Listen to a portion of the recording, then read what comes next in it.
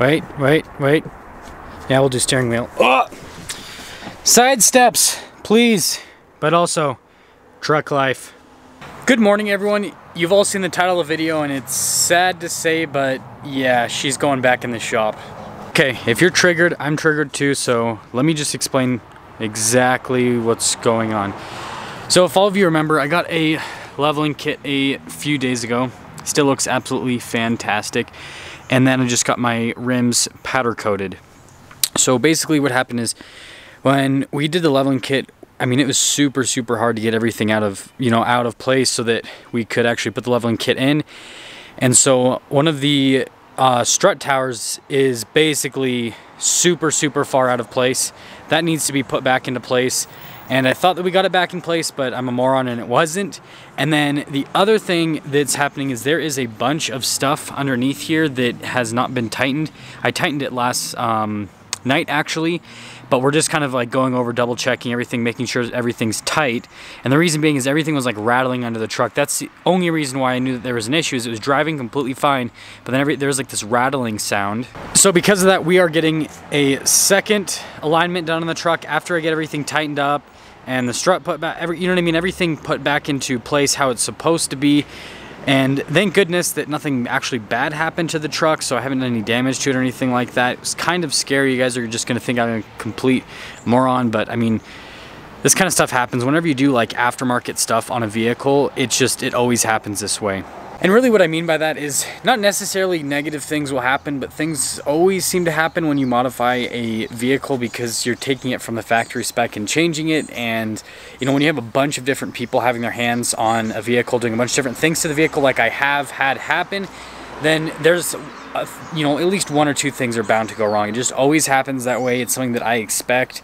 And I mean, you know, getting an alignment, which most alignments are like a max $100. It's not a huge issue for me actually. And you know, the fact that, you know, the dealership that I bought the truck from, they're gonna do the alignment and then some other stuff, and they're just gonna include that into the price of the alignment. So they're taking care of me. It's all good, but yeah, let's head over there now. Okay, and then quick update on the steps. So I've talked to a bunch of you in the comment section about these steps, and a lot of you have been like, oh, well, you should get the off-road steps if you want to go off-roading, or you should get the power steps. Either way work. So I've talked to the dealership, and I know that you can get step options for potentially a little bit less money than this, but a lot of the times they'll cover a lot of stuff under warranty when you get it through the dealership, so that's kind of why I go that route, and that truck is so loud. Anyways, so if I get the power steps, those are about $1,200 for the part, and then there's the fixed steps that I showed you that are kind of like the off-road steps, so they're like flat black ones. Those are like $800 something. So I'm only $400 more for power steps, and I like the look of that it'll give the truck and all that, so that's what I'm leaning towards, is to get the power steps. And I've talked to a bunch of people and they say that it's not going to do like a ton of damage or anything like that if I go off-roading with it. I mean, that being taken into consideration, what would you guys do? So if you were about roughly, let's just say a $300 difference, that doesn't include labor, so I obviously will have someone else put the steps on for me, especially the power steps. Those need to be calibrated and all that. But if you're only like a $300 difference, would you rather just get fixed black ones or power ones? Like I said, the power ones seem like a better kind of value, even though it's more money. But just leave that down in the comment section below what you guys think on that. And now let's actually head out for the day.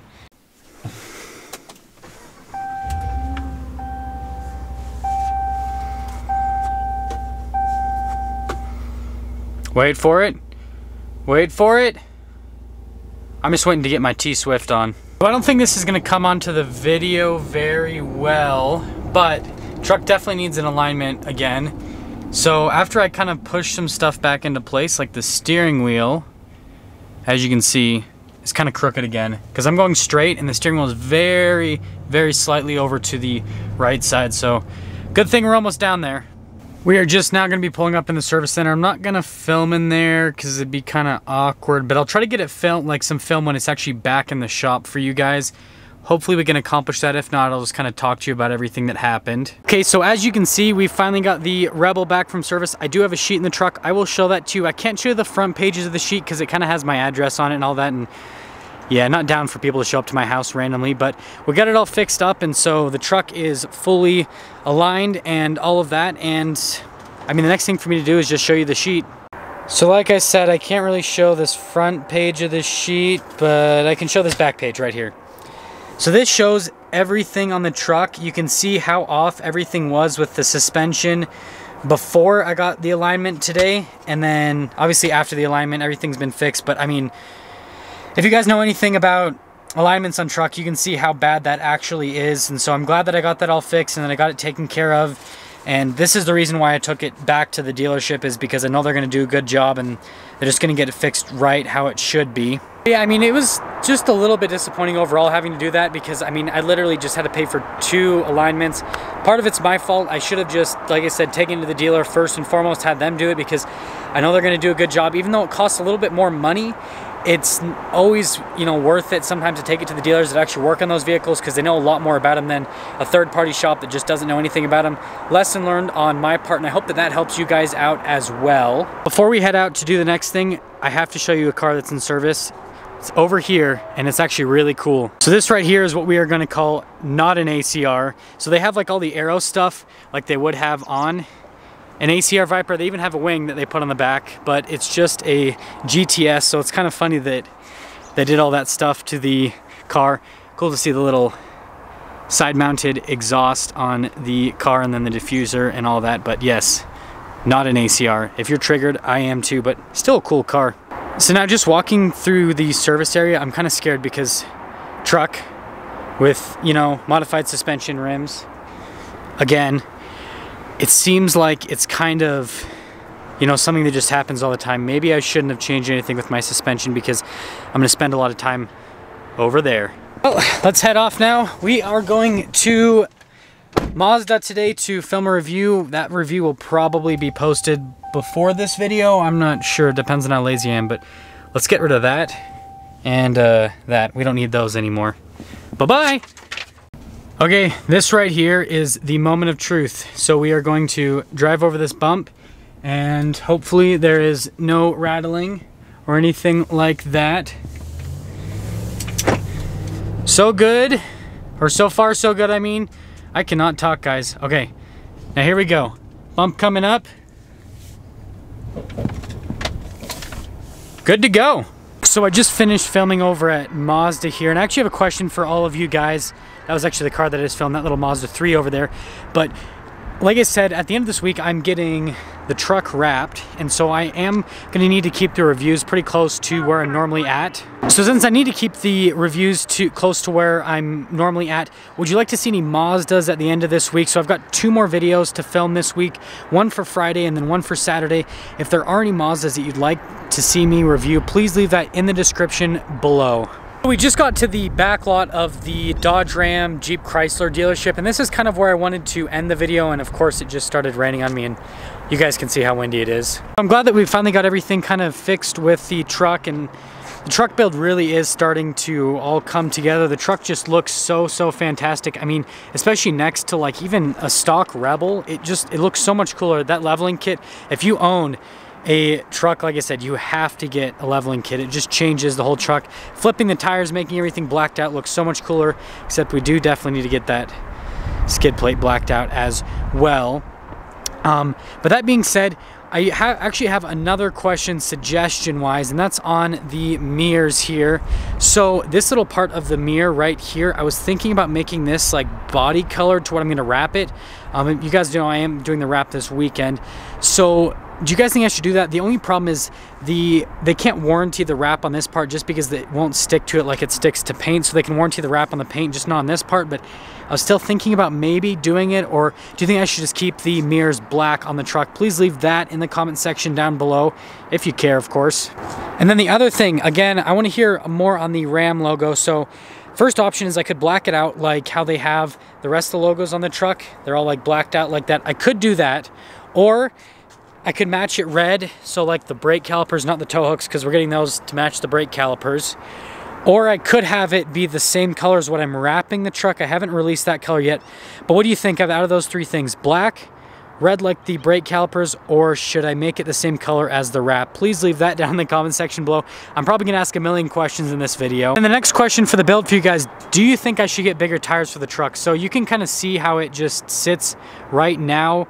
with the tires. They look good. I'm just thinking maybe if I did something a little bit bigger, obviously it would make it sit a little bit higher, but just like the overall aesthetic of the truck, because right now it's got 33s on it on 18-inch rims. Let me know if you think I should get bigger tires, and if I do, what tires should I get for the truck? Now, last thing, I promise, and that's going to be in this bed area. So there's two different things that I'm thinking about. So my last truck had a tonneau cover. Do you guys think I should just go for a tonneau cover again? Or what I was thinking, got to keep this on the down low though, is some sort of thing that goes in this area and potentially has a light bar. Let me know if you think I should do that. That's the one thing that I'm really excited about, that I've been thinking about doing. Just like I said, let me know if you think I should do that idea without saying it, what exactly it is. But I think you guys can, you kind of know what I'm thinking of. Light bar up in that kind of area, something to hold it. And then last thing, like I said, same thing with the Mazda store. So this is going to be close to where I'm going to be around while I'm getting the truck wrapped. What vehicles do you want to see me review? So like I said, I have 2 more reviews for the week that I'm going to do. One for Friday, one for Saturday. I'm posting this video, I'm thinking Friday morning. So if you guys could get back to me super quick on that. Is there any vehicles that you want to see from Chrysler, Dodge, Ram, or Jeep, basically, that you want to see reviews on this weekend? Please leave that down in the comment section below, and then I'll try to get a review done on that vehicle. I think that's pretty much going to sum things up for today, I'm sure. And like I said, if you guys, you don't have to answer all those questions that I asked, but if you could at least answer a few of them of kind of what direction I'm going to take things on the truck, and then I'll get you guys an update with the stuff with the suspension, the problems. If there is anything else that comes up, it kind of did make a little bit of a funny sound when I was driving it, and so I'm not sure if there's something else that needs to be tightened up and all that, but I'm going to worry about that after I get the wrap, because we're going to have to take the whole truck apart anyways to wrap it. But yeah, please leave that all in the comments. Like I said, answer those questions for me. And then content-wise with the truck, after we get it wrapped, that's when I'm finally going to be taking it off-road. So hopefully not this weekend, but the weekend after, we can finally break it in for the first time. She's got just over 600 miles on her. But as always, if you are stopping in for the first time, please subscribe. It's a fun truck build that we're going to be doing. I haven't seen a lot of Rebel builds, and so I'm trying to do something that's a little bit different from what everyone else is doing, from the ones that I have seen. And then obviously always comment down below what you thought, and then I guess leave a like. I've never asked for that, but leave a like if you liked the video, and I'll see all of you in that next video.